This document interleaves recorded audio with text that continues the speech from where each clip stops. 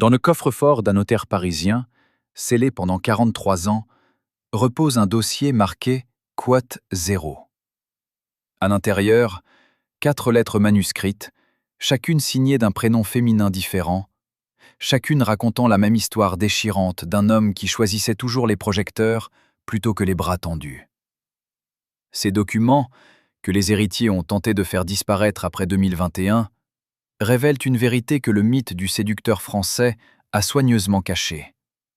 Jean-Paul Belmondo n'était pas l'homme à femme qu'on croyait, mais un homme marié à une seule maîtresse tyrannique, le cinéma, qui exigeait le sacrifice de tout amour véritable.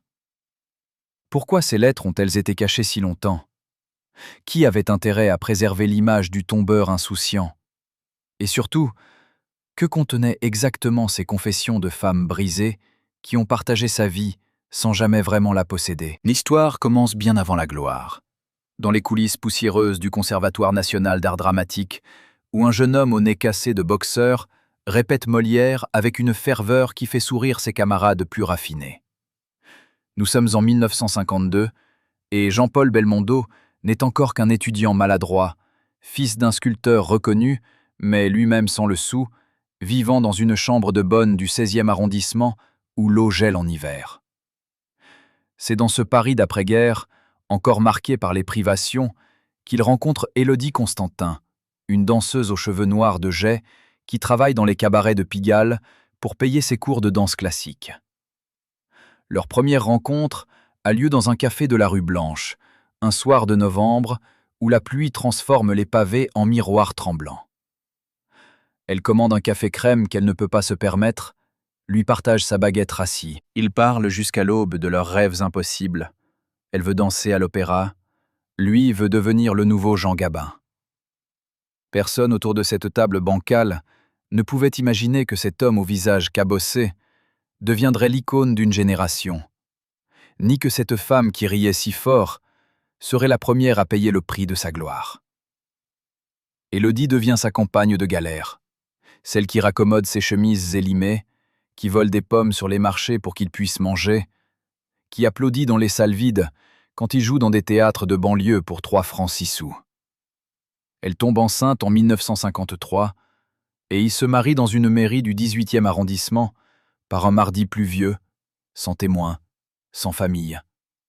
Juste eux deux et un employé municipal qui bâille. Leur fille, Patricia, naît dans une clinique charitable de Montmartre, et Jean-Paul pleure en la tenant dans ses bras, jurant sur tous les saints qu'il leur offrira une vie meilleure. Pendant 6 ans, il tient parole à sa manière, enchaînant les petits rôles au théâtre, les figurations au cinéma, rentrant chaque soir dans leurs 2 pièces de Clichy, où Élodie l'attend avec un repas réchauffé 3 fois. Elle a abandonné la danse, ses pieds ne supportent plus les pointes, et elle passe ses journées à s'occuper de Patricia, tout en cousant pour des ateliers de confection. Les voisins se souviennent d'un couple uni, mais épuisé. Lui toujours en train de répéter ses textes dans la cage d'escalier, elle fredonnant des berceuses slaves que sa grand-mère lui avait apprises. Mais dans les yeux d'Élodie, selon la concierge de l'immeuble qui a parlé des décennies plus tard, il y avait déjà cette ombre, cette intuition terrible, qu'elle n'était qu'une étape dans le voyage d'un homme qui ne s'arrêterait jamais. Le basculement arrive en 1959, quand un jeune réalisateur iconoclaste, nommé Jean-Luc Godard, cherche un acteur pour incarner un voyou désabusé dans un film à petit budget. Belmondo passe l'audition dans un café de Saint-Germain-des-Prés, improvisant des répliques en fumant des gauloises, et Godard voit immédiatement en lui l'anti-héros parfait pour dynamiter le cinéma français. Le tournage de À bout de souffle commence en 1959, et c'est là, sur les quais de Seine filmés caméra à l'épaule, que Jean-Paul découvre sa véritable drogue, l'adrénaline du plateau, la liberté d'être quelqu'un d'autre, l'ivresse de créer quelque chose d'immortel. Il rentre de moins en moins à Clichy, dort parfois dans la loge du studio, et quand Élodie lui demande pourquoi il sent le parfum d'une autre, il répond avec cette désinvolture cruelle qu'il perfectionnera au fil des ans. C'est pour le rôle, ma chérie, juste pour le rôle. Le film sort en 1960 Et c'est un triomphe qui change tout. Du jour au lendemain, Jean-Paul Belmondo devient le visage de la nouvelle vague, l'acteur que tout le monde s'arrache, celui qui incarne la jeunesse rebelle et la liberté absolue. Les propositions affluent, les producteurs lui offrent des sommes qu'il n'aurait jamais osé imaginer, et soudain, le 2 pièces de Clichy avec sa femme et sa fille ressemble à une prison dorée qu'il doit fuir pour continuer à respirer. Élodie sent le sol se dérober sous ses pieds quand Jean-Paul commence à parler de déménager seul dans le 6e arrondissement, pour être plus proche des studios. Elle qui a tout sacrifié, ses rêves de danseuse, sa jeunesse, sa santé, se retrouve face à un homme qui la regarde comme on regarde un vieux manteau qu'on a porté pendant les années difficiles, mais qu'on abandonne dès qu'on peut s'offrir mieux. Les disputes éclatent, violentes et désespérées. Patricia se cache sous son lit en se bouchant les oreilles, pendant que sa mère supplie et que son père claque les portes. Selon les témoignages des voisins recueillis bien des années plus tard, on entendait Élodie crier « Je t'ai nourri quand tu n'étais rien. J'ai renoncé à tout pour toi. » Et lui, avec cette froideur qui glaçait le sang, répondait « Justement, tu m'as nourri. Maintenant, je peux me nourrir seul. » En 1963, alors que Belmondo tourne L'Homme de Rio et devient une star internationale, Élodie signe les papiers du divorce dans le bureau d'un avocat de la rue de Rivoli, les mains tremblantes, le mascara coulant sur ses joues creusées. Elle reçoit une pension alimentaire confortable, un appartement dans le 15e arrondissement, mais pas un mot d'excuse, pas un regard de regret. Jean-Paul est déjà ailleurs, sur un plateau à Rio de Janeiro, entouré de nouvelles admiratrices, construisant la légende du séducteur insouciant qui ne se retourne jamais. Mais qui était vraiment cette première femme sacrifiée sur l'autel de la gloire? Les archives révèlent qu'Élodie Constantin n'était pas seulement une danseuse de cabaret, mais une survivante de l'occupation, dont la famille juive avait été décimée pendant la guerre. Elle avait trouvé en Jean-Paul une promesse de reconstruction, un avenir où l'amour pourrait effacer les traumatismes. Quand il l'a quittée, ce n'était pas juste un divorce, c'était la confirmation que même l'amour le plus pur ne pouvait pas rivaliser avec l'ambition dévorante d'un homme qui voulait conquérir le monde. Elle a élevé Patricia seule, travaillant comme couturière, jusqu'à ce que l'arthrite lui torde les doigts. Et elle n'a jamais reparlé publiquement de Jean-Paul, gardant un silence digne qui en disait plus long que tous les scandales. Dans une lettre retrouvée dans ses affaires après son décès en 1997, elle écrivait à sa fille « Ton père n'était pas méchant. Il était juste incapable d'aimer quelque chose qui ne se filmait pas. » Cette phrase, terrible de lucidité, résume la tragédie de toutes les femmes qui ont cru pouvoir apprivoiser Jean-Paul Belmondo. Pendant qu'Élodie pleurait dans son appartement du 15e, Jean-Paul découvrait les fastes de la célébrité internationale lors du Festival de Cannes de 1963.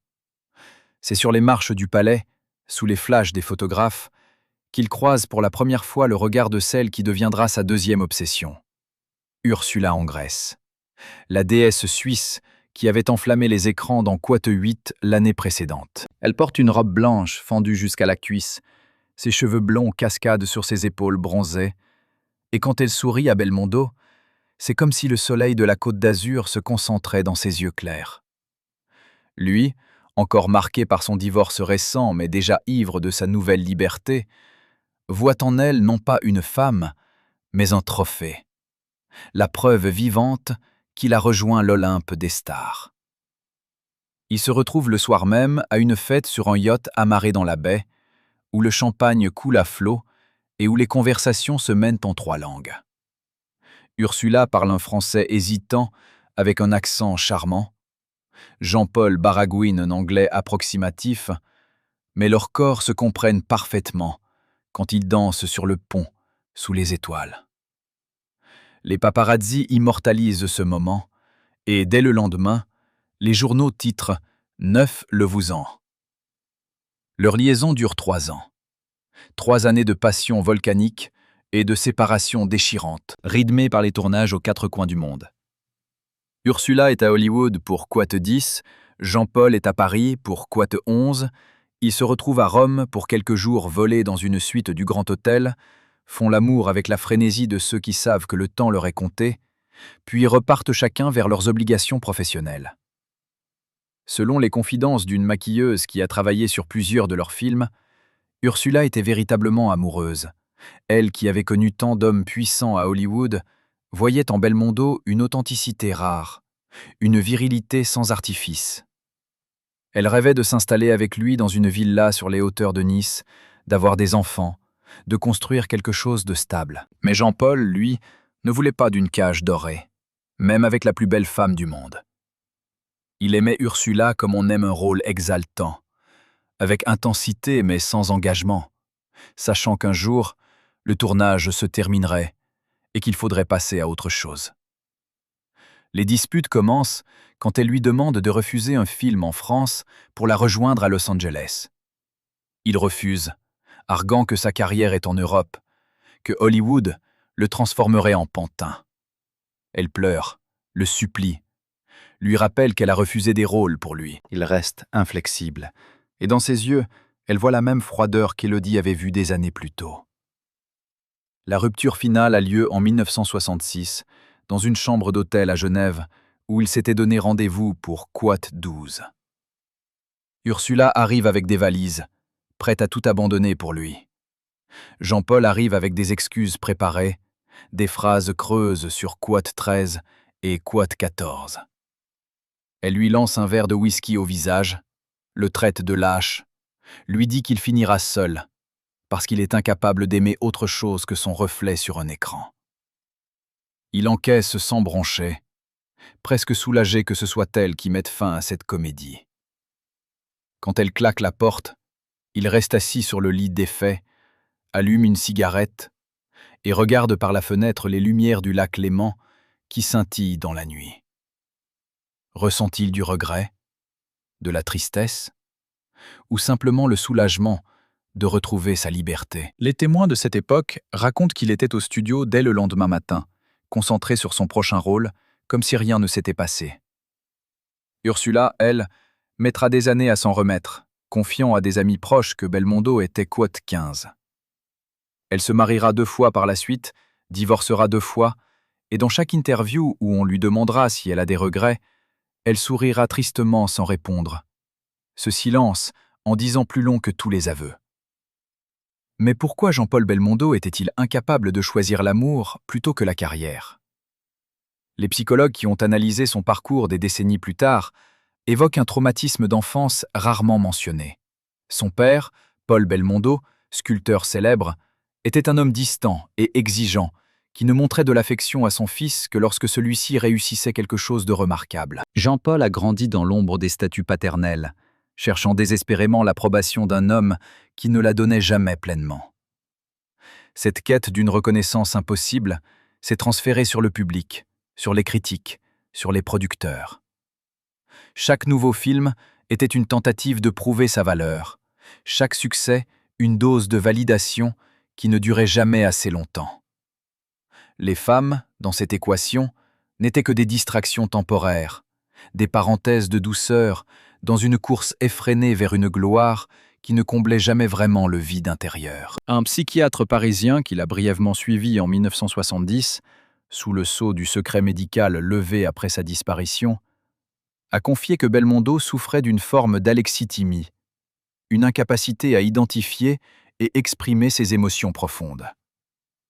Il pouvait jouer tous les sentiments à l'écran avec un talent stupéfiant, mais dans la vraie vie, il était émotionnellement anesthésié, incapable de s'abandonner vraiment à l'amour parce qu'il ne savait pas ce que c'était. Pendant que les cœurs brisés d'Élodie et d'Ursula tentaient de se reconstruire loin des projecteurs, Jean-Paul enchaînait les tournages à un rythme infernal.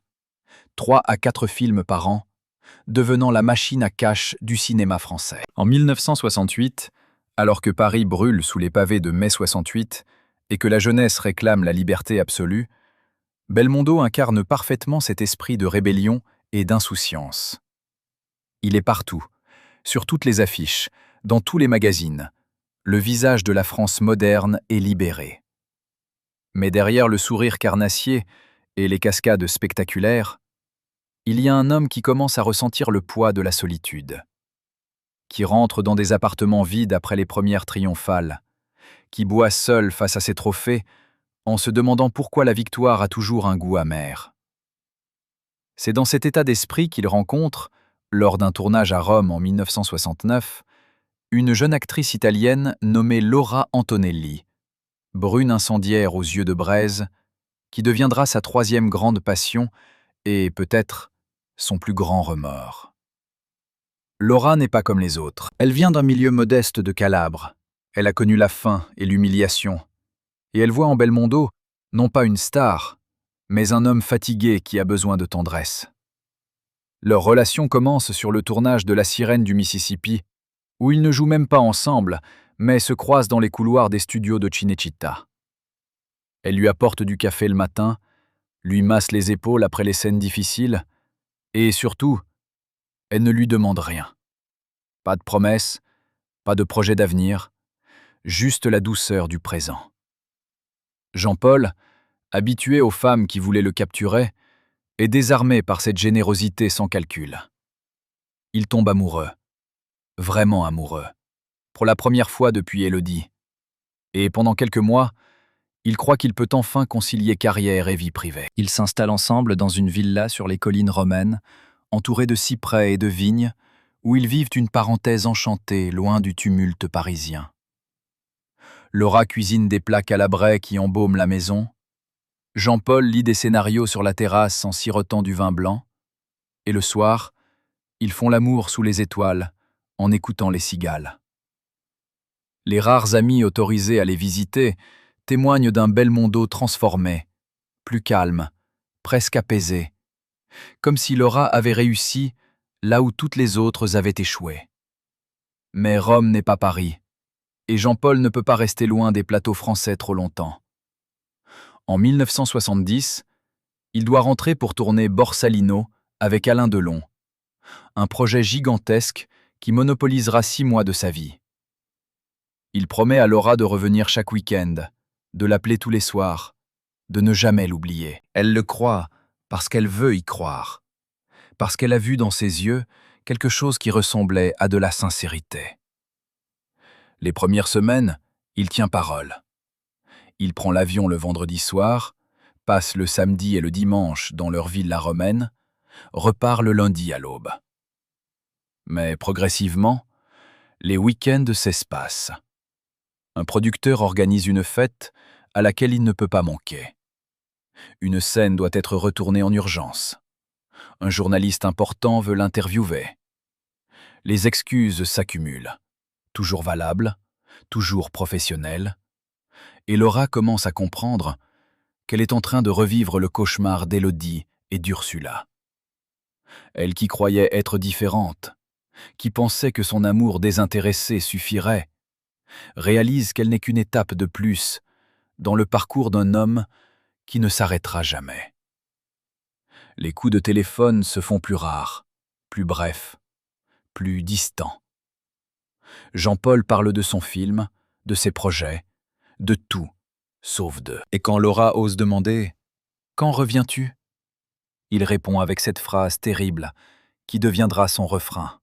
« Bientôt, ma chérie, dès que le tournage sera fini. » Le tournage ne finit jamais vraiment.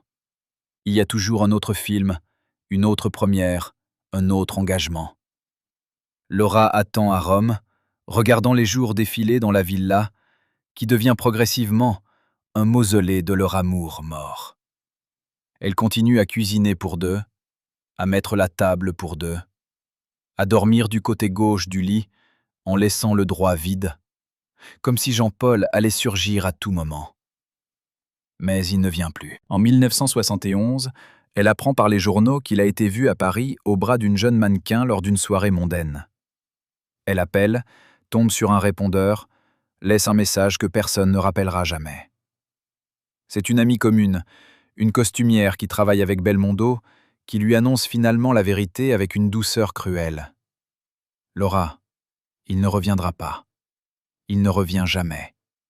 Tu dois refaire ta vie. » Elle raccroche, s'assoit sur la terrasse où ils ont été si heureux et pleure toutes les larmes de son corps pendant que le soleil se couche sur Rome. Elle quittera la villa quelques semaines plus tard, laissant les clés chez le gardien avec un mot pour Jean-Paul qu'il ne lira probablement jamais. Tu m'as appris qu'on peut aimer quelqu'un de tout son cœur et ne jamais vraiment le connaître. Sois heureux si tu sais ce que ça veut dire. Mais Jean-Paul Belmondo savait-il ce qu'était le bonheur? Ou était-il condamné à le chercher éternellement dans le regard des caméras, dans les applaudissements des foules, dans les bras de femmes qu'il quitterait inévitablement? Les années 70 le voient au sommet de sa gloire, enchaînant les succès commerciaux, devenant l'acteur le mieux payé de France, mais aussi le plus seul. Ses proches de l'époque racontent un homme qui ne dort que 4 heures par nuit, qui carbure au café et aux cigarettes, qui refuse systématiquement les invitations à dîner parce qu'il préfère relire ses scénarios dans sa loge.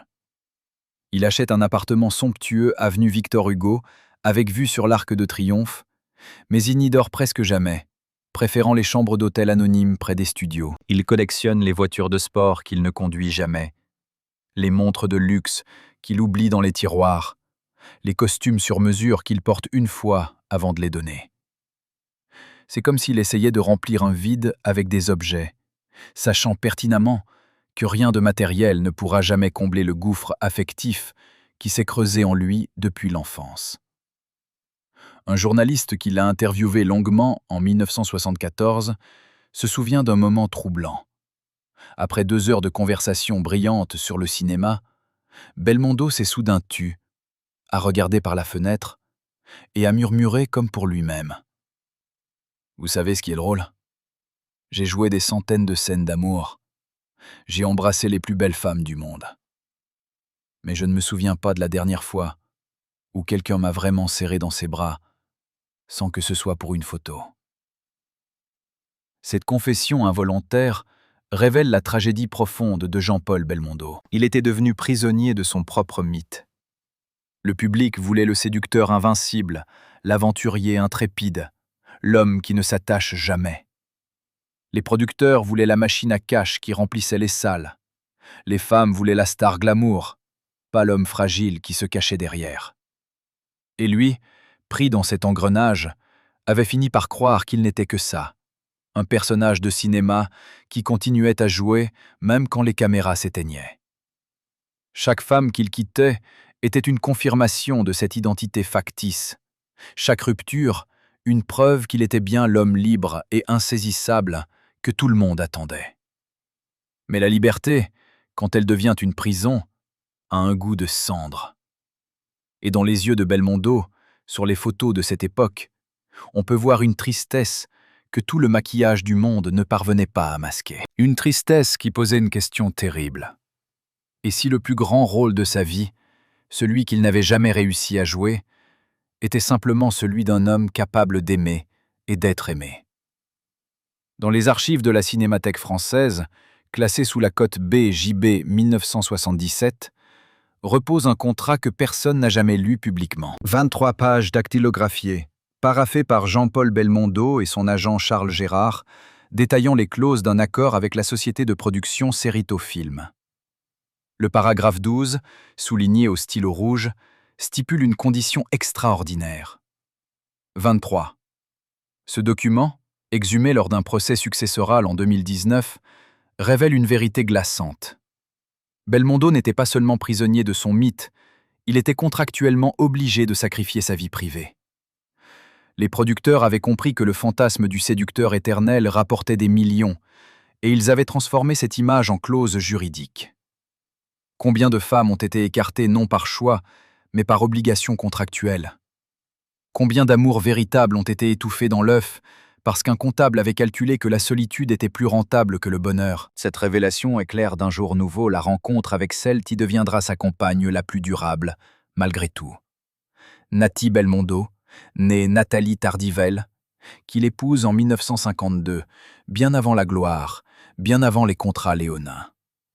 Mais attendez, nous parlions d'Élodie Constantin comme première épouse? Voici le premier mensonge du mythe Belmondo, soigneusement entretenu par ses biographes officiels. Nathy n'était pas une danseuse de cabaret, mais une jeune bourgeoise du 16e arrondissement, fille d'un médecin réputé, qui voyait d'un très mauvais œil ce prétendant sans le sou au nez cassé. Leur mariage, célébré discrètement à la mairie du 8e arrondissement un matin de décembre, était un acte de rébellion pour elle, un pari fou pour lui. Elle croyait épouser un futur grand acteur, il croyait épouser une femme qui comprendrait les sacrifices nécessaires à la gloire. Tous deux se trompaient magnifiquement. Nati donnera naissance à Patricia en 1953, puis à Florence en 1958, et pendant 16 années, elle jouera le rôle de l'épouse parfaite, celle qui sourit sur les tapis rouges, tout en sachant que son mari rentre rarement avant l'aube. Les domestiques de leur appartement de l'avenue Foch, interrogés des décennies plus tard par un documentariste indiscret, racontent des scènes déchirantes. Nati qui attend le dîner jusqu'à minuit, les plats refroidissant sur la table, les bougies consumées, avant de tout jeter et de monter se coucher seul. Jean-Paul qui débarque à 3 heures du matin, sentant le parfum étranger et l'alcool, et qui s'étonne qu'elle ne l'accueille pas avec le sourire. Le tournant de leur relation survient en 1964, lors du tournage de L'Homme de Rio, au Brésil. Belmondo part pour 3 mois à Rio de Janeiro, promettant à Nati de l'appeler chaque semaine. Elle reste à Paris avec les 2 filles, gérant seule les devoirs, les maladies infantiles, les angoisses nocturnes. Les coups de téléphone promis n'arrivent jamais. Quand elle réussit enfin à le joindre à son hôtel, c'est une voix féminine qui décroche, riante en portugais, avant de passer le combiné à Jean-Paul, qui bafouille des excuses pathétiques. Nati ne dit rien. Elle raccroche simplement, et quelque chose se brise définitivement en elle ce jour-là. Elle qui avait accepté les infidélités comme le prix à payer pour être Madame Belmondo, elle qui avait fermé les yeux sur les actrices de passage et les aventures de tournage, réalise soudain qu'elle n'est pas une épouse, mais une façade, un élément de décor dans la mise en scène de la vie parfaite d'une star. Quand Jean-Paul rentre de Rio, bronzé et triomphant, il trouve une femme transformée. Nati a coupé ses longs cheveux, elle porte des vêtements sombres, et dans ses yeux, il n'y a plus d'amour, mais une résignation glaciale. Elle ne lui fait pas de scène, ne pleure pas, ne supplie pas. Elle lui annonce simplement, d'une voix neutre, qu'elle a pris rendez-vous avec un avocat spécialisé dans les divorces discrets. Jean-Paul, habitué aux drames et aux larmes, est désarçonné par ce calme mortel. Il tente de la raisonner, promet de changer, jure qu'il va ralentir le rythme des tournages. Elle sourit tristement et répond cette phrase terrible. Le divorce est prononcé en 1968, en pleine tourmente de mai 68, quand Paris brûle et que personne ne prête attention au drame bourgeois. Nati obtient la garde des filles, une pension confortable, et surtout, elle obtient le silence. Une clause du jugement, négociée âprement par son avocat, interdit à Jean-Paul de parler publiquement de leur séparation sous peine de sanctions financières.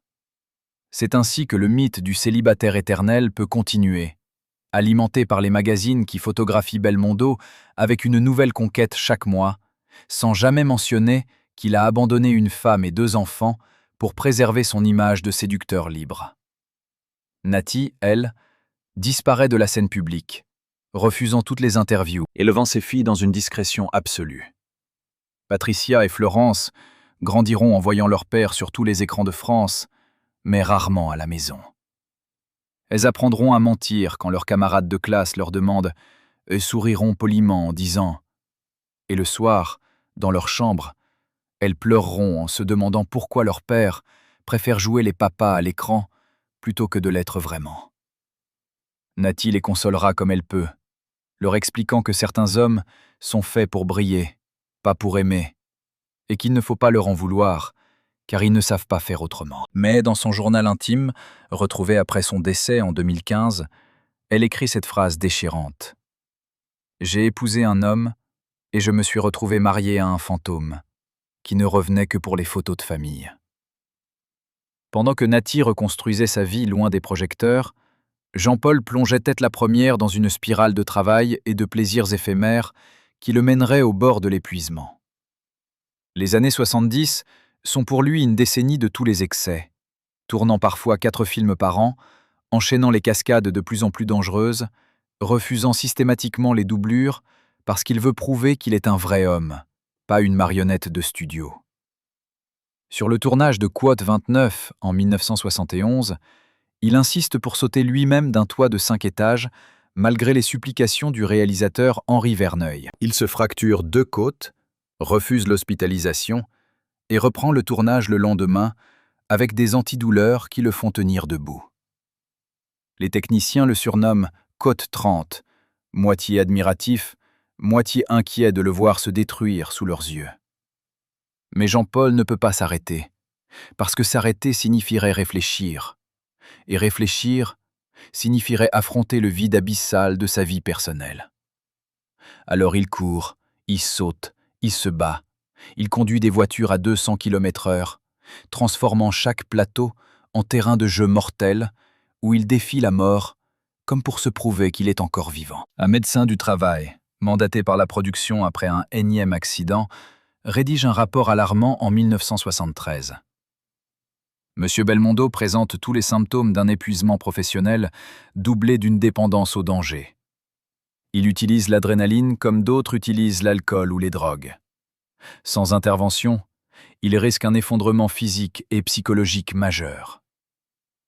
Le rapport est classé sans suite, parce que Belmondo rapporte trop d'argent pour qu'on se permette de le ralentir. C'est dans cet état de fragilité masqué par l'hyperactivité qu'il rencontre, en 1975, celle qui aurait pu le sauver, si seulement il avait été capable de se laisser sauver. Carlos Sotomayor, une aristocrate brésilienne d'une beauté renversante, fille d'un diplomate et petite-fille d'un magnat du café. Leur rencontre a lieu lors d'une réception à l'ambassade du Brésil à Paris, où Jean-Paul est invité comme symbole de l'amitié franco-brésilienne après le succès de Quote 32. Carlos, qui déteste les mondanités et n'est venu que pour faire plaisir à son père, se tient à l'écart, fumant une cigarette près d'une fenêtre ouverte. Belmondo, fuyant une horde d'admiratrices, se réfugie dans le même coin et lui demande du feu. Elle le regarde sans le reconnaître, lui tend son briquet en or et retourne à sa contemplation de la nuit parisienne. Intrigué par cette indifférence, Jean-Paul engage la conversation. Elle répond par monosyllabes, visiblement peu impressionné par la célébrité. Il insiste, déploie son charme habituel, raconte des anecdotes de tournage. Elle bâille poliment. Piqué au vif, il finit par demander. Elle sourit pour la première fois, un sourire ironique qui illumine son visage, et répond. Cette réplique, cinglante et juste, le désarme complètement. Pour la première fois depuis des années, Jean-Paul Belmondo se retrouve face à une femme qui ne veut rien de lui. Ni autographe, ni photo, ni histoire à raconter à ses amis. Et paradoxalement, c'est cette indifférence qui l'attire irrésistiblement. Il la poursuit pendant des semaines, envoyant des fleurs qu'elle fait renvoyer, l'invitant à dîner dans les meilleurs restaurants où elle ne vient jamais, jusqu'à ce qu'elle accepte finalement de prendre un café avec lui, Côte 35. Il se retrouve dans un bistrot anonyme du 14e arrondissement, loin des regards indiscrets, et pour la première fois depuis des années, Jean-Paul parle vraiment. Il lui raconte son enfance dans l'ombre d'un père sculpteur qui ne le regardait jamais, sa quête désespérée de reconnaissance, ses mariages ratés, sa solitude au milieu de la foule. Carlos l'écoute sans interrompre, et quand il a fini, elle pose sa main sur la sienne et dit simplement « Quote 36 ». Cette question, personne ne la lui avait jamais posée. Il reste silencieux, cherchant une réponse qui ne vient pas, et dans ce silence, quelque chose de profond se noue entre eux. Carlos devient sa confidente, puis son amante, puis sa compagne, mais jamais sa femme, parce qu'elle refuse de porter le nom d'un homme qui appartient d'abord au public. Ils vivent ensemble de manière intermittente, elle dans son appartement de l'île Saint-Louis, lui dans son penthouse de l'avenue Foch, se retrouvant quand les tournages le permettent, s'écrivant de longues lettres quand la distance les sépare. Pour la première fois, Jean-Paul connaît une relation d'égal à égal, avec une femme qui a sa propre vie, ses propres passions, et qui ne dépend pas de lui pour exister. Mais même cette relation apaisée ne peut résister à la malédiction Belmondo. En 1979, Carlos tombe enceinte. Elle a 38 ans, lui 46, et pour elle, c'est un miracle inattendu qu'elle accueille avec joie. Elle imagine qu'ils vont enfin construire quelque chose de stable, peut-être pas un mariage traditionnel, mais au moins une famille. Jean-Paul, lui, panique. Il a déjà 2 filles qu'il voit à peine, il est au sommet de sa carrière, et l'idée de recommencer à zéro le terrifie. Il ne dit rien pendant des semaines, espérant peut-être que le problème se résoudra de lui-même. Carlos, qui le connaît trop bien, comprend son silence et prend la décision la plus douloureuse de sa vie. Elle met fin à la grossesse, seule, dans une clinique suisse, sans en parler à personne. Quand elle rentre à Paris, elle annonce à Jean-Paul que c'est terminé entre eux. Il proteste, jure qu'il ne savait pas, qu'il aurait voulu cet enfant. Elle le regarde avec une tristesse infinie et répond « Non, Jean-Paul, tu ne voulais pas cet enfant. Tu ne veux rien qui t'oblige à choisir entre le cinéma et la vie. Et moi, je refuse de passer le reste de mon existence à attendre que tu rentres d'un tournage. » Elle quitte la France quelques mois plus tard, retourne au Brésil, épouse un architecte de Sao Paulo et ne reverra jamais Belmondo. Dans une interview accordée à un magazine brésilien en 2008, elle confiera « J'ai aimé Jean-Paul Belmondo comme on aime un enfant perdu qui refuse qu'on le ramène à la maison. À un moment, il faut accepter que certaines personnes préfèrent se perdre plutôt que de se trouver. » Cette rupture marque un tournant dans la vie de Belmondo. Il a 50 ans, il est au fait de sa gloire, mais il commence à ressentir les premiers signes du déclin physique. Les cascades, les séquelles, les nuits blanches se paient plus cher. Et surtout, le public commence à se lasser du même personnage répété à l'infini. Les critiques, qu'il avait portées au nu dans les années 60, commencent à parler de lassitude, de redite, de facilité commerciale. Jean-Paul, qui a toujours mesuré sa valeur à l'aune du succès, sent le sol se dérober sous ses pieds. Il accepte des rôles de plus en plus médiocres, pourvu qu'ils rapportent, tournant dans des comédies populaires qui remplissent les salles, mais vident son âme d'artiste. Ses anciens complices de la nouvelle vague, Godard, Truffaut, Chabrol, le regardent avec une pitié mêlée de mépris. Lui qui avait incarné la révolution du cinéma français et qui s'est vendu au divertissement de masse. Mais Jean-Paul ne peut pas s'arrêter, parce que s'arrêter signifierait affronter le bilan de sa vie. Et ce bilan est accablant. 3 femmes aimées et abandonnées, 2 filles qu'il appelle 42, par politesse plus que par affection, un appartement somptueux mais vide, et une collection de trophées qui ne réchauffe pas les nuits solitaires. Un soir de 1982, après une première désastreuse d'un film oubliable, il rentre chez lui, s'assoit dans son salon aux murs couverts d'affiches de ses triomphes passés, et pleure pour la première fois depuis des décennies. Il pleure sur le jeune homme qu'il était, celui qui rêvait de devenir un grand acteur pour toucher les cœurs, et qui est devenu une machine à cash qui ne touche plus personne. Il pleure sur les femmes qu'il a blessées, sur les enfants qu'il n'a pas vus grandir, sur toutes les vies qu'il aurait pu vivre s'il avait eu le courage de choisir l'amour plutôt que la gloire. Mais même dans ce moment de lucidité déchirante, Jean-Paul Belmondo ne peut pas changer.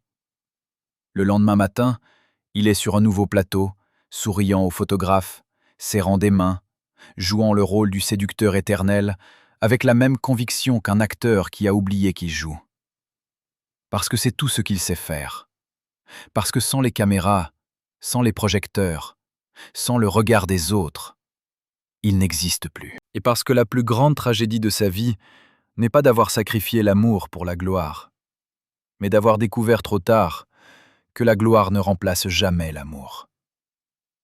Les femmes qu'il a quittées ont refait leur vie, ont trouvé d'autres hommes, ont eu d'autres enfants, ont construit des bonheurs modestes, mais réels.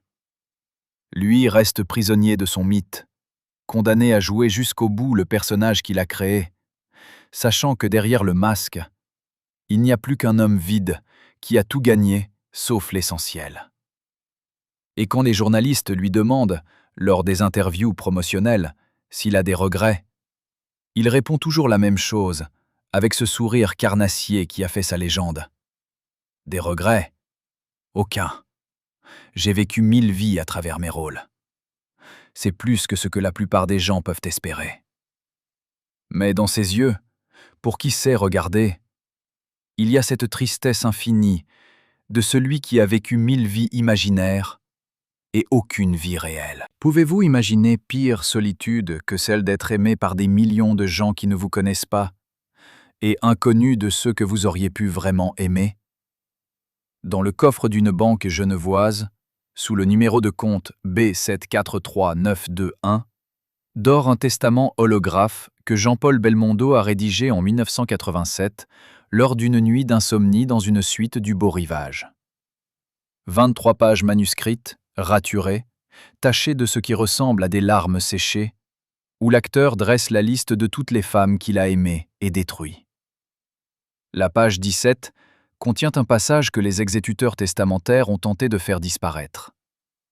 À Laura, à Carlos, à Nati, à toutes celles dont j'ai brisé le cœur pour un gros plan de plus, je lègue ma honte. C'est tout ce qui me reste de vrai. Ce document, révélé lors d'une bataille juridique entre héritiers en 2019, prouve que Belmondo savait exactement ce qu'il faisait. Il n'était pas un inconscient emporté par la passion du métier, mais un homme qui choisissait consciemment, méthodiquement, de sacrifier l'amour sur l'autel de sa carrière. Chaque rupture n'était pas un accident, mais une décision calculée. Pourquoi alors continuait-il? Qu'est-ce qui poussait cet homme, déjà riche et célèbre au-delà de toute mesure, à détruire systématiquement toute possibilité de bonheur domestique? La réponse se trouve peut-être dans les archives médicales de la clinique Bellevue de Boulogne-Billancourt, où Belmondo a été hospitalisé en urgence en 1983 pour ce que les médias ont présenté comme Quat 45. Les dossiers, accessibles 50 ans après les faits selon la loi française, révèlent un diagnostic bien plus sombre. Début de dépression nerveuse, accompagné de crises d'angoisse paralysantes. Le docteur Marchand, psychiatre de garde cette nuit-là, note dans son rapport « Le patient présente tous les symptômes d'un épuisement émotionnel profond. Il répète en boucle « Je ne peux pas m'arrêter. Si je m'arrête, je disparais. » Quand je lui demande ce qu'il entend par « disparaître », il me regarde avec des yeux terrifiés et murmure « Devenir personne. Redevenir le fils raté du sculpteur. » Cette phrase éclaire tout. Jean-Paul Belmondo ne fuyait pas l'amour, il fuyait le vide existentiel qui le guettait dès qu'il cessait d'être une star. Les femmes représentaient la normalité, la vie ordinaire. Et la vie ordinaire signifiait redevenir Jean-Paul Belmondo fils, l'étudiant médiocre au nez cassé que personne ne regardait. Alors il préférait rester Belmondo l'acteur, même si ce personnage le dévorait de l'intérieur, même si chaque matin, il devait se convaincre de continuer la comédie. Les infirmières de la clinique se souviennent d'un homme qui pleurait la nuit, en appelant des prénoms féminins, mais qui le matin, dès qu'un photographe approchait, retrouvait instantanément son sourire carnassier et sa démarche de conquérant. C'est dans cet état de fragilité masquée qu'il rencontre, en 1984, lors d'un gala de charité à Monte-Carlo, une femme qui va bouleverser ses dernières certitudes. Annabelle Waters, une journaliste américaine de 32 ans, correspondante du New York Times à Paris, qui couvre l'événement pour un article sur le déclin des stars européennes. Elle n'est pas là pour l'admirer, mais pour le disséquer. Et quand elle obtient une interview exclusive dans les jardins du casino, elle attaque frontalement. « Monsieur Belmondo, vous avez 51 ans, vous tournez 3 films par an depuis 25 ans, vous avez été marié 2 fois, vous avez eu d'innombrables liaisons, mais vous vivez seul dans un appartement vide. N'est-ce pas la définition même de l'échec ?» Jean-Paul, habitué aux questions complaisantes des journalistes français, est sonné par cette brutalité. Il tente de botter en touche avec une plaisanterie, mais Annabelle ne rit pas. Elle sort un carnet, lit des citations de ses ex-compagnes recueillies au fil des années et demande « Toutes ces femmes disent la même chose, que vous étiez incapable d'aimer. Vous ne trouvez pas ça étrange? Ou peut-être que le problème n'est pas elle, mais vous ?» Pour la première fois de sa vie, Jean-Paul Belmondo se retrouve face à quelqu'un qui refuse de jouer le jeu de la séduction, qui le force à regarder en face la vérité qu'il a passé des décennies à fuir. Il pourrait se lever, mettre fin à l'interview, mais quelque chose dans le regard gris-acier d'Annabelle le retient. Une honnêteté implacable, une intelligence qui ne se laisse pas impressionner par la célébrité. Il s'entend répondre, presque malgré lui. Cette confession, qui aurait dû rester privée, devient le cœur d'un article dévastateur publié dans le New York Times en janvier 1985, titré « Belmondo, The Loneliest Man in French Cinema ». Annabelle y décrit avec une précision chirurgicale la tragédie d'un homme qui a tout sacrifié pour une gloire qui ne le nourrit plus, qui collectionne les conquêtes comme d'autres collectionnent les timbres, sans jamais vraiment toucher personne. L'article fait scandale en France, où les médias accusent la journaliste américaine de quote 51 et de jalousie. Mais Jean-Paul, étrangement, ne porte pas plainte. Il appelle Annabelle, l'invite à dîner et lui dit « Vous m'avez mis à nu devant le monde entier. C'est la chose la plus cruelle et la plus honnête qu'on ait jamais faite pour moi. » Ils deviennent amants, puis amis, puis quelque chose d'indéfinissable qui ressemble à une thérapie mutuelle. Annabelle ne veut pas l'épouser, ne veut pas d'enfant, ne veut même pas vivre avec lui. Elle veut juste comprendre comment un homme peut se détruire si méthodiquement tout en continuant à sourire. Pendant 2 ans, il se voit de manière irrégulière. Elle l'interviewe sans cesse, prenant des notes pour un livre qu'elle n'écrira jamais. Lui se confie comme il ne s'est jamais confié, racontant les nuits d'angoisse, les crises de panique avant les tournages, la terreur de vieillir et de devenir invisible. Pour la première fois, Jean-Paul Belmondo parle à quelqu'un qui ne veut rien de lui, ni son argent, ni sa célébrité, ni même son amour, juste sa vérité. Mais cette relation thérapeutique ne peut pas durer, parce qu'Annabelle finit par tomber amoureuse, malgré elle, malgré sa lucidité, malgré toutes ses défenses intellectuelles. Et Jean-Paul, fidèle à son schéma destructeur, panique dès qu'il sent qu'elle commence à avoir besoin de lui. En 1987, elle lui annonce qu'elle a accepté un poste de correspondante à Tokyo et lui demande de l'accompagner, juste 6 mois, pour voir s'ils peuvent construire quelque chose loin du cirque parisien.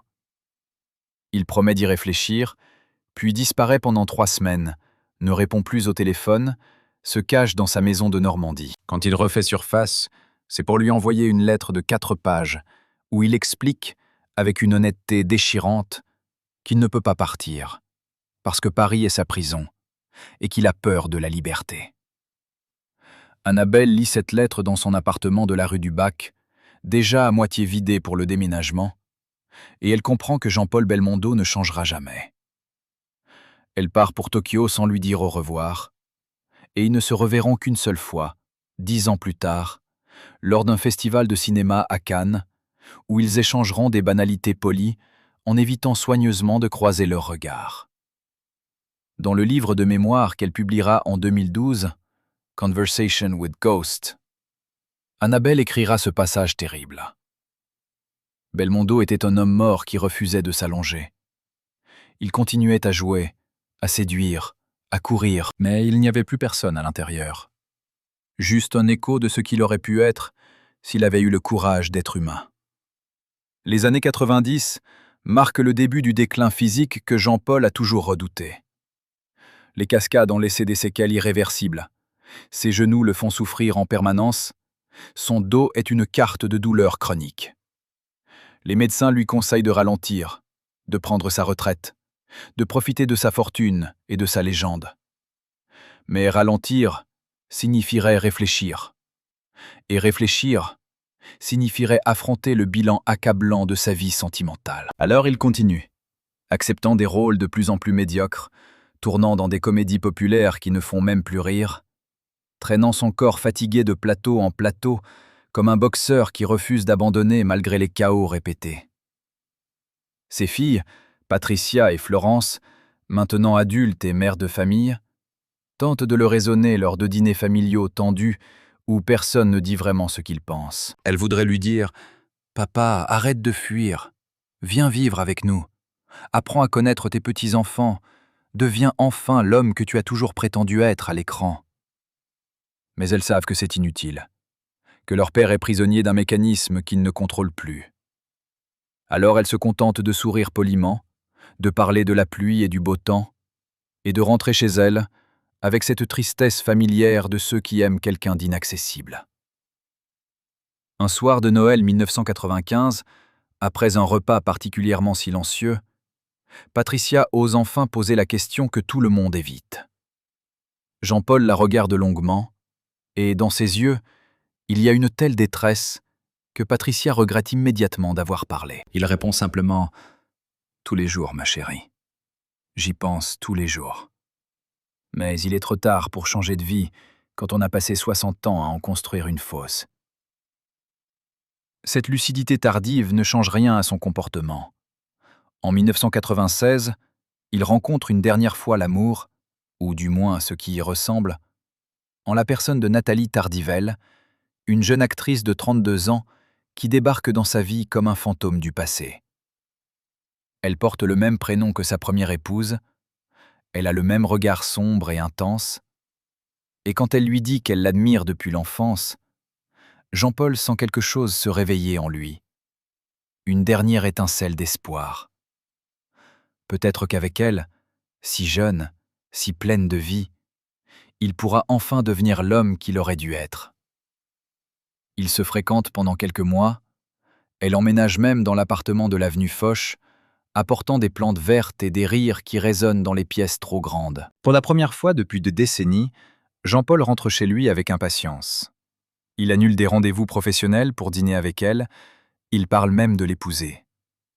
Ses proches, stupéfaits, osent croire qu'il a enfin compris, qu'il va choisir la vie plutôt que le mythe. Mais le répit est de courte durée. Nathalie, qui croyait aimer l'homme, découvre progressivement qu'elle n'aime que la légende. Elle s'ennuie avec ce sexagénaire fatigué qui passe ses soirées à regarder ses vieux films en soupirant. Elle rêvait du séducteur intrépide de Quad 58. Elle se retrouve avec un retraité douloureux qui se plaint de ses genoux. En 1997, elle le quitte pour un jeune réalisateur de son âge, et Jean-Paul, pour la première fois, ne fait pas semblant que ça ne fait pas mal. Il pleure, il supplie, il promet de rajeunir, de redevenir celui qu'il était. Mais on ne peut pas rajeunir. On ne peut pas effacer 40 ans de mauvais choix. Et Nathalie part en laissant les plantes vertes mourir lentement dans l'appartement redevenu silencieux. Cette dernière rupture brise quelque chose de définitif en Jean-Paul Belmondo.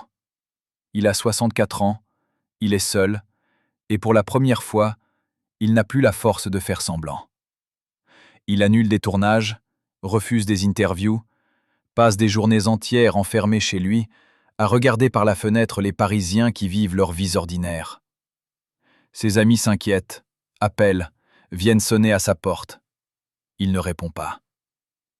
Un soir de février 1998, son agent Charles Gérard, inquiet de ne plus avoir de nouvelles depuis une semaine, force la porte avec un serrurier. Il trouve Jean-Paul assis dans son salon, entouré de photos de toutes les femmes qu'il a aimées, pleurant silencieusement. Sur la table basse, une bouteille de whisky vide et un flacon de somnifère ouvert. Charles appelle immédiatement les secours et Jean-Paul est hospitalisé pour déshydratation sévère, version officielle qui cache une tentative d'abandon bien plus profonde. Dans le rapport médical confidentiel, le psychiatre de garde note « Jean-Paul passera 3 semaines dans une clinique privée de Suisse, officiellement pour, en réalité, pour apprendre à vivre avec le poids écrasant de ses regrets. Quand il en sort, il a vieilli de 10 ans. Son regard a perdu son éclat carnassier, et ceux qui le croisent disent qu'il ressemble enfin à un homme normal, fatigué, vulnérable, humain. Mais même cette humanité retrouvée ne lui apporte pas la paix. Les années 2000 le voient errer entre son appartement parisien et sa maison normande, recevant occasionnellement ses filles et petits-enfants, mais toujours avec cette distance polie de ceux qui se connaissent sans vraiment se comprendre. Il refuse la plupart des propositions de films, accepte quelques rôles au théâtre où il peut encore briller sans se détruire physiquement. Les critiques saluent son retour à ses premières amours, parlent de maturité retrouvée, de profondeur nouvelle. Mais Jean-Paul sait que c'est juste une autre forme de mensonge. Il ne joue plus par passion, mais par habitude, parce qu'il ne sait rien faire d'autre, parce que les applaudissements du public sont la seule chose qui lui donne encore l'illusion d'exister.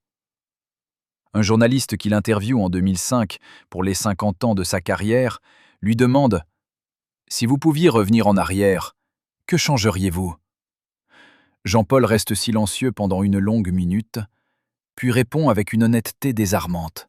« Tout. J'aurais choisi une seule femme, et je serais resté avec elle. Même si ça signifiait faire moins de films, gagner moins d'argent, être moins célèbre. Parce que maintenant, à 72 ans, je réalise que la gloire ne vous tient pas la main quand vous avez peur la nuit. Les trophées ne vous embrassent pas le matin. Et les millions de fans qui vous adorent ne connaissent pas votre vrai prénom. » Cette confession, diffusée à la télévision française, fait pleurer des milliers de téléspectateurs qui découvrent soudain que leur idole n'était qu'un homme brisé, qui avait tout sacrifié pour leur plaisir. Alors, était-ce le prix à payer pour devenir une légende? Fallait-il nécessairement détruire sa vie privée pour construire une carrière immortelle? Ou Jean-Paul Belmondo aurait-il pu avoir les deux s'il avait eu le courage de dire non, juste une fois, à un producteur, à un réalisateur, à la machine infernale du Star System? Ces questions hantent ces dernières années, quand il regarde ces vieux films à la télévision et qu'il voit ce jeune homme insouciant qui courait sur les toits de Paris sans savoir qu'il courait vers sa propre solitude. Les femmes qu'il a aimées et abandonnées ont toutes refait leur vie. Certaines sont mortes, d'autres vivent paisiblement, entourées de leur famille.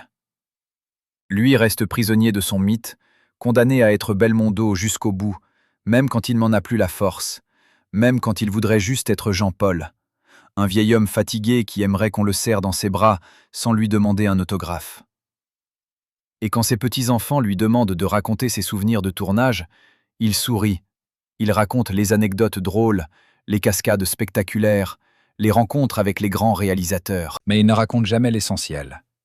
Les nuits blanches à pleurer sur des amours perdus. Les matins où il devait se forcer à sourire alors qu'il voulait hurler. Les années passées à fuir lui-même en jouant des personnages qui avaient plus de vie que lui. Parce que certaines vérités sont trop lourdes à transmettre. Surtout quand elles révèlent que le héros de leur grand-père n'était qu'un homme ordinaire, qui a fait des choix extraordinairement mauvais et qui a passé le reste de sa vie à en payer le prix. Dans une enveloppe Kraft scellée à la cire rouge, conservée dans les archives notariales de Maître Dubois à Neuilly-sur-Seine, repose un document que les héritiers Belmondo ont tenté de faire disparaître pendant 3 ans de procédures judiciaires acharnées. Il s'agit d'une lettre de 27 pages, rédigée de la main tremblante de Jean-Paul Belmondo en 2008, adressée à « celle qui lira ces lignes quand je ne serai plus là pour mentir ». Dans cette confession tardive, l'acteur dresse un inventaire implacable de tous les mensonges qu'il a servis au public pendant 60 ans de carrière. Mais surtout, il révèle l'identité de la personne qui a orchestré méthodiquement la destruction de chacune de ses relations amoureuses. Son agent et ami de toujours, Charles Gérard. L'homme qui a bâti l'empire Belmondo en sacrifiant systématiquement toute femme qui menaçait la rentabilité de la marque. La page 14 contient cette phrase glaçante. 67. Ce document explosif, finalement rendu public lors d'un procès en 2020, révèle que Belmondo n'était pas seulement victime de son ambition personnelle, mais d'un système industriel qui transformait les sentiments humains en variables comptables. Combien de couples ont été détruits non par manque d'amour, mais par des calculs de rentabilité effectués dans des bureaux feutrés par des hommes en costume qui ne connaissaient rien à l'amour, mais tout au profit. Charles Gérard, l'agent qui a orchestré pendant 40 ans la carrière et la vie privée de Belmondo, refuse toute interview après la sortie du documentaire. Il vit retiré dans une villa de Mougins, jouissant d'une fortune bâtie sur les commissions prélevées sur les contrats de son client le plus célèbre. Contacté par plusieurs journalistes, il fait répondre par son avocat qu'il n'a fait que son travail, que Belmondo était un adulte consentant et que personne ne l'a forcé à quitter qui que ce soit. Cette défense juridiquement imparable soulève pourtant une question morale vertigineuse. À partir de quel moment l'influence d'un conseiller devient-elle une manipulation? Quand un agent qui contrôle les finances, les contrats et l'image publique de son client lui dit « Choisis entre cette femme et ta carrière », est-ce vraiment un choix libre? Les psychologues qui ont analysé la relation Belmondo-Gérard parlent d'une forme d'emprise psychologique, où l'agent avait progressivement remplacé la figure paternelle absente, devenant celui dont l'approbation était plus importante que tout. Un ancien collaborateur de l'agence, qui a accepté de témoigner sous couvert d'anonymat, révèle que Gérard tenait un dossier sur chaque femme qui approchait Belmondo, avec des notes sur leur dangerosité pour la carrière de l'acteur. Les femmes jugées quote 70, celles qui parlaient de mariage ou d'enfants, étaient systématiquement écartées par des moyens divers. Fuite dans la presse, contrats de tournage opportunément signés à l'autre bout du monde, ou simplement conversation privée où Gérard expliquait à Jean-Paul que telle ou telle femme quote 71 quote. Cette révélation transforme la tragédie personnelle de Belmondo en symptôme d'un système plus large, celui d'une industrie du divertissement qui marchandise non seulement le talent, mais aussi les sentiments de ses stars. Béatrice, elle, refuse de participer au documentaire et à toute exploitation médiatique de sa relation avec Jean-Paul. Elle continue à vivre dans la maison normande, travaillant à mi-temps comme infirmière libérale, refusant les propositions de livres et d'interviews qui lui rapporteraient des sommes confortables. Dans une rare déclaration accordée à un journal local en 2023, elle dit simplement « Jean-Paul était un homme blessé qui a blessé d'autres personnes. Il a payé le prix de ses choix en vivant une vie de solitude dorée. Je l'ai aimé pour ce qu'il était à la fin, un vieil homme fatigué qui voulait juste être aimé sans condition. C'est tout ce que j'ai à dire. » Cette dignité contraste avec l'agitation médiatique autour de l'héritage Belmondo, où avocats et héritiers se disputent les derniers euros, où les objets personnels de l'acteur sont vendus aux enchères pour des sommes obscènes, où même ses lettres d'amour deviennent des marchandises. La montre qu'il portait dans quote 73 est adjugée pour 200 000 € à un collectionneur anonyme. Le scénario annoté de quote 74 part pour 150 000 €. Et dans un coin de la salle des ventes, presque inaperçue, une petite boîte contenant des photos de famille, Jean-Paul avec ses filles-enfants, Jean-Paul avec Nathy le jour de leur mariage, ne trouve aucun acheteur. Parce que personne ne veut acheter la vie réelle. Tout le monde veut la légende. Les filles de Belmondo, Patricia et Florence, tentent de préserver une image équilibrée de leur père dans les médias. Elles reconnaissent ses défaillances comme père et comme mari, mais elles insistent aussi sur ses qualités humaines, sa générosité financière, son soutien dans les moments difficiles. Patricia, dans un livre de souvenirs publié en 2024, écrit « Quote 75 : cette tentative de nuancer le portrait est louable, mais elle se heurte à la réalité des témoignages des femmes abandonnées, qui, elles, n'ont pas eu droit aux cadeaux somptueux ni aux moments de tendresse. Elles ont juste eu les promesses non tenues, les départs sans explication, et les décennies passées à se reconstruire après avoir été détruites par un homme qui les a aimées le temps d'un tournage avant de passer à la suivante. Cette asymétrie dans la souffrance pose une question dérangeante. Peut-on pardonner à quelqu'un qui a fait souffrir tant de personnes sous prétexte qu'il souffrait lui-même? La souffrance personnelle excuse-t-elle la cruauté infligée aux autres? Aujourd'hui, plus de 3 ans après la disparition de Jean-Paul Belmondo, son héritage reste profondément ambivalent. Les cinéphiles continuent de célébrer ces films, qui demeurent des chefs-d'œuvre intemporels de la nouvelle vague et du cinéma populaire français. Les cascades de quote 76, le charme canaille de quote 77, l'humour de Les tribulations d'un Chinois en Chine continuent de fasciner de nouvelles générations de spectateurs. Mais parallèlement, Les études de genre dans les universités utilisent son parcours comme cas d'école pour analyser comment le patriarcat et le capitalisme se sont alliés pour transformer les femmes en variables d'ajustement dans les carrières masculines. Des thèses sont écrites sur Le coût humain de la gloire, les femmes sacrifiées de Jean-Paul Belmondo.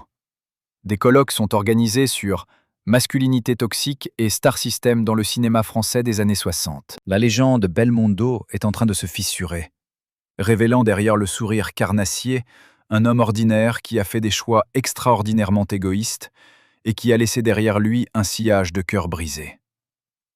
Est-ce que cela diminue son talent d'acteur? Non. Est-ce que cela doit nous faire réfléchir sur le prix que nous, spectateurs, sommes prêts à accepter pour notre divertissement? Absolument. Car au fond, nous sommes tous complices. Nous qui avons applaudi Belmondo pendant 60 ans, qui avons rempli les salles de cinéma, qui avons acheté les magazines avec sa photo en couverture, nous avons financé ce système qui exigeait qu'il sacrifie sa vie privée pour notre plaisir.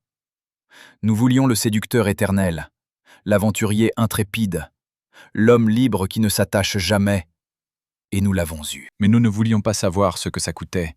Les larmes des femmes abandonnées, les enfants qui grandissaient sans père, l'homme qui pleurait seul dans son appartement somptueux. Nous voulions le mythe, pas la réalité. Et Jean-Paul Belmondo, prisonnier de notre désir collectif, a joué ce rôle jusqu'à l'épuisement, jusqu'à l'effondrement, jusqu'à ce que la mort vienne enfin le libérer de l'obligation d'être une légende. Alors oui, il était coupable d'avoir abandonné celle qu'il aimait, mais nous sommes coupables de l'avoir encouragé, de l'avoir récompensé, de l'avoir transformé en icône, précisément parce qu'il incarnait cette liberté masculine absolue qui ne se soucie jamais des conséquences. Et maintenant que la vérité éclate, maintenant que les femmes parlent, nous découvrons horrifiés que notre héros était un homme ordinaire, avec des faiblesses ordinaires, et que la gloire ne rend pas meilleur, elle amplifie juste ce qu'on est déjà, en bien comme en mal. L'histoire de Jean-Paul Belmondo et des femmes qu'il a sacrifiées n'est pas seulement l'histoire d'un acteur français du XXe siècle. C'est l'histoire de tous ces hommes de pouvoir, dans tous les domaines, qui ont cru que leur talent leur donnait le droit de briser des vies sans conséquence. C'est l'histoire d'un système qui valorise la réussite professionnelle au détriment de tout le reste, qui applaudit ceux qui, même quand cette réussite est bâtie sur les ruines de relations humaines. C'est l'histoire d'une époque, heureusement révolue, où les femmes étaient censées se sacrifier en silence pour la carrière de leur mari, où leur douleur ne comptait pas tant que l'homme brillait. Mais c'est aussi, peut-être, une histoire d'avertissement pour notre époque. Parce que si les formes ont changé, si on ne parle plus de quote 82 de la même manière, le fond reste. Combien d'entre nous, aujourd'hui, choisissent le succès professionnel plutôt que la présence auprès de ceux qu'ils aiment? Combien de parents manquent les anniversaires de leurs enfants pour une réunion importante? Combien de couples se séparent parce que la carrière de l'un ou de l'autre ne laisse plus de place à la vie commune? Jean-Paul Belmondo a juste poussé cette logique à son extrême, mais nous la reproduisons tous, à des degrés divers, chaque fois que nous disons « pas maintenant, j'ai du travail » à quelqu'un qui a besoin de nous.